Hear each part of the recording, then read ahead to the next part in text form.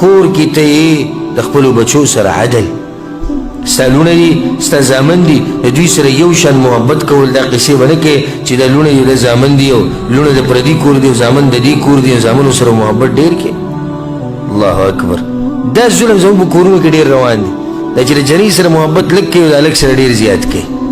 او اکثر داسې کېږي چې په کور کې به مثال کې یو هلک او درې به یې خویندې درې خویندې مشرانې نو دا وړوکې هلک به رالګي دا خویندې به وایي او دوی ته به کنځلې کوي او دوی به ټکوي او دوی به بېعزته کوي دا مور بړه چې راشي الټا هغو ته قارېږي وایي تاسو ولې د سره چې خبرې اړولې تاسو سره ولې جګړه کوله خو کوي به هر څه به کوي دا ګورې هسې داسې نه وایي دا په دې وایي ځکه چې د دوی په زړونو کې د هلک یو خاص مقام دی